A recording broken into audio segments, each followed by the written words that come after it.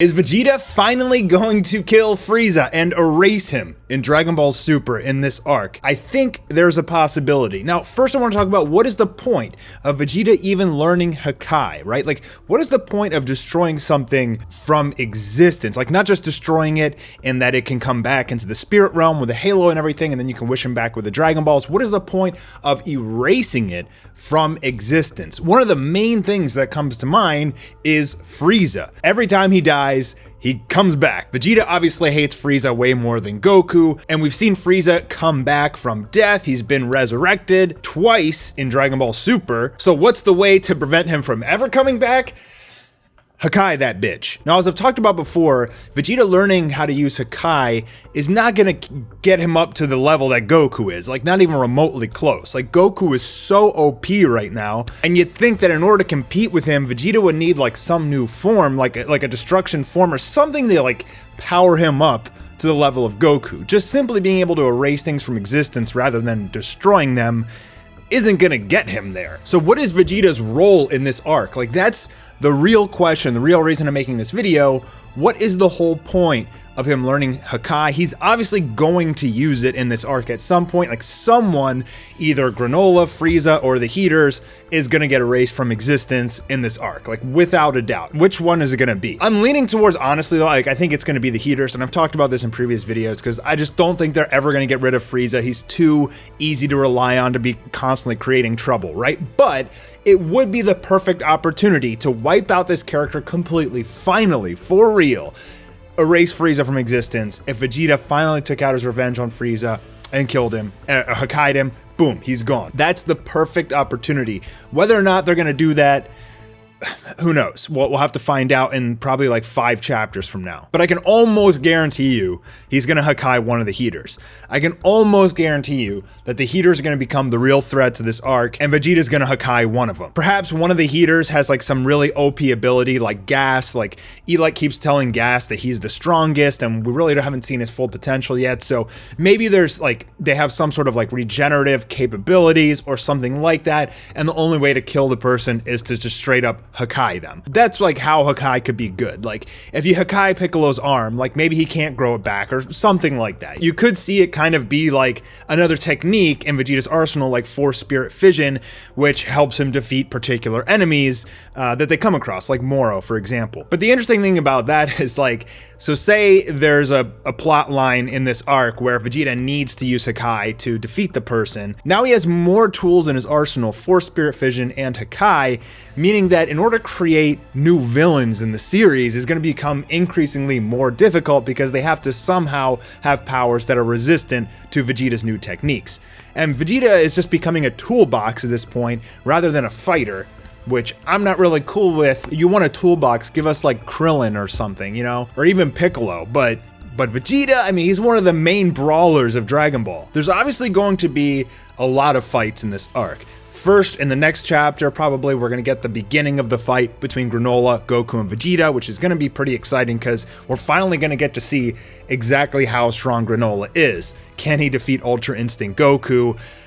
Probably not. I mean, I think Goku and Vegeta are going to stomp him. Maybe once he takes his eyepiece off and he starts using his sniping powers, he's going to give them trouble. But when they use their full power, they should be able to take the victory pretty easily, I would think. Now, real quick, I just want to make a note about something I said in my latest chapter review. I don't understand, like, what the entire point of this is. Like, Whis is telling them you should strive to be better than yourselves, better than the previous day. And, like, Goku and Vegeta are like, what? Yeah, that's what we do. And I don't know, it's just like, it's like a waste of 4 panels. Like, even Vegeta's saying, even Vegeta's mocking it. Like, we train daily, so naturally we try and grow stronger. Is this meant to be a nugget of wisdom? It's like, yeah. I mean, what is the point of this? My subscribers and my viewers, thank you guys for letting me know in the comments, because I totally missed this. That when Granola wished to be the strongest in the universe, it was like at a particular time frame. And the reason that Whis was telling them you need to be stronger is so that you can overcome Granola's power, right? Like, Granola can't get any stronger. He has reached the pinnacle of his potential by using his wish, meaning that even if he was the strongest in the universe at that point, if he was slightly stronger than Goku and Vegeta at that point, that was before the few-week time skip of them training, Goku mastering Ultra Instinct in base form and Vegeta learning Hakai, and their power levels may have just tipped over his at that point. And that's probably why we said you got to keep growing, because right now you're behind, but after a few weeks or something, you know, you'll be ahead of him and he won't be the strongest in the universe anymore, right? Although I don't really see how Vegeta's getting stronger. Like, they haven't told us that learning Hakai has like given him an increase in power level, right? Like, it's just another tool. Like, he's out there Hakaiing logs.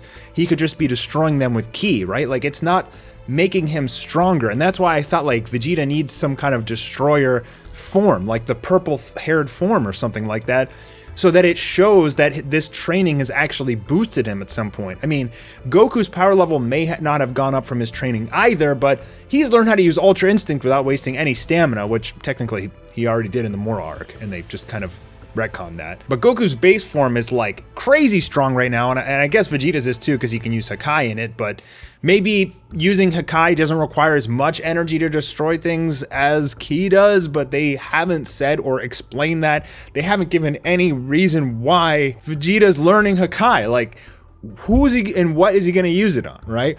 Obviously one of the heaters. That's for sure. I doubt it's going to be Granola, because he's a good guy and he'll probably end up working with Goku and Vegeta by the end of this arc and just acknowledging them before he ultimately dies or sacrifices himself or achieves what he wants, which is for Frieza to die, and goes and just as like a hermit somewhere for the rest of his 3 years of his lifespan. Now, like, if Vegeta says like, look, you know, we don't like Frieza, we're sorry that he did that to your planet and everything, we'll help you destroy him, right? Like, what if Vegeta steps up and like Hakai is Frieza? Like, is Granola gonna be like, well, thanks, see you later? I mean, that could potentially happen here. Again, I don't think they're gonna get rid of Frieza, because he's always there for them to write more story with, right? But the way that they're leading this arc, it would be a good way to write it. Like, if Vegeta finally gets rid of Frieza, and in doing so, he satisfies Granola's revenge. I don't know why Granola would lose to Frieza. Like, Granola should be like way stronger than Frieza at this point, unless they come out with something and like Frieza, like, since the Tournament of Power, he's been training. Now he achieved his diamond form, and now he's like the level of you know, Ultra Instinct or something like that. Hopefully they don't go in that route. Like, hopefully they don't give Frieza another form or another power boost to the point where he's as strong as Goku and Vegeta, and Granola can't beat him at this point. I mean, I think you'll see fans just dropping by the numbers. I like a lot of the elements of this arc, and I don't think Granola's a bad character by any means. I think he's really cool, and I think that like the way that they wrote in the Wish, I think is fine as well. At least it had like some sort of side effects, and it just wasn't this like, oh, we're just gonna create this new OP guy out of thin air because we need a new enemy to write in, right? I like Granola, I like the sniper eye, I like the revenge plot. I mean, that's fine. It's just, I mean, I'm personally sick and tired of Frieza. I know a lot of you guys are too. It was kind of cool to have him back for the Tournament of Power, but, you know, lo and behold, at the end, Vegeta said, are you sure it's okay to resurrect Frieza and let him go? And Goku was like, oh, don't worry, if he starts trouble, like, I'll stop him, you know? And guess what? He's kind of starting trouble again of his own accord from his past. I'm hoping that Vegeta just straight up Hakai's Frieza at some point in this arc, and there's no more Frieza. It'd be nice if Granola became a good guy for a while, but I have a feeling he's probably gonna die to like the Heaters or Frieza. I don't see him surviving this arc. Like, even though it's called like Granola the Survivor, like, I just don't see him surviving. Like, I think Granola, he may sacrifice himself to destroy Frieza, or the Heaters are gonna pull some sort of, they're gonna backstab him or something like that. I just don't see him surviving. Like, I mean, just considering he only has 3 years left in his life, what's the point? Also, when are they gonna bring back Broly, right? Like, he's a Saiyan too. If Granola hates Saiyans, I mean, there's another massively strong Saiyan out there who could potentially get involved in this arc, but it seems like they forgot him. Like, they never mentioned him at all. And also, Granola being the strongest in the universe means he's stronger than Broly as well, which I disagree with, but, you know, Broly continues to get stronger as he fights. Potentially he comes in, surpasses Granola as well. And somehow, with all these super powerhouses in this manga right now, the Heaters have to somehow get stronger so that they can be the true villains, because they're the only ones that actually seem like kind of evil, even though they're not even really that evil. They lie and they're like sniveling and snobby and stuff, but like we haven't really seen them murder people. I mean, they buy and sell planets, so they're more just like a business rather than being evil. But besides Frieza and the Heaters, I mean, they really show that Granola is not a bad guy with how he like takes care of like his old Namekian friend, and he's nice to the Sugarjins and stuff. So I don't see how they could make him be like this criminal threat. So in terms of like a writing standpoint, here's how I think this arc is going to go down. Goku and Vegeta fight Granola in the next chapter, and they end up beating him. And as they talk to him, they learn about his past and Frieza. And then maybe they go with him to meet up with Frieza. And he's going to want to try and straight up destroy Frieza. But I think Goku's going to like stop him. And then somehow they're going to learn about how the Heaters have been playing all sides and lied to Granola and all this stuff about not knowing his location. Then they're going to go pay the Heaters a visit. But by that time, they've used the Super Dragon Balls or something like that to become even stronger than everybody else. And you're going to have this like kind of big battle go down between the Heaters and Goku, Vegeta, Frieza, and Granola. I mean, that's how I think it's going to go down.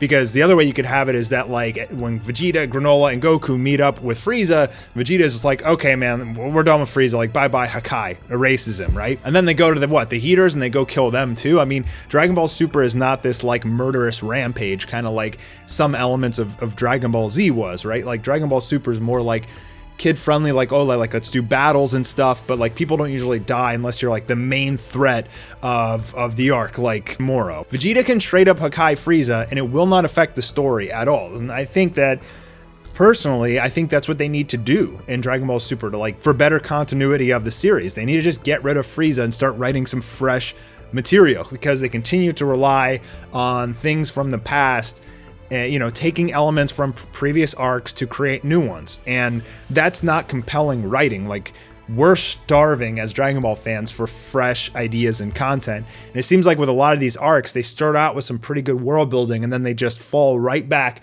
to the tried and true. And so we'll see if they actually get rid of Frieza. I mean, this is Vegeta's shot to finally Hakai him. I can almost guarantee you he's going to Hakai at least one of the Heaters. And Goku's probably going to end up doing the most work in this arc, because he always does in Dragon Ball Super. We'll get the draft pages in about 2 weeks or so, so make sure your subscribe notifications on, and I'll see you guys in the next video. Peace.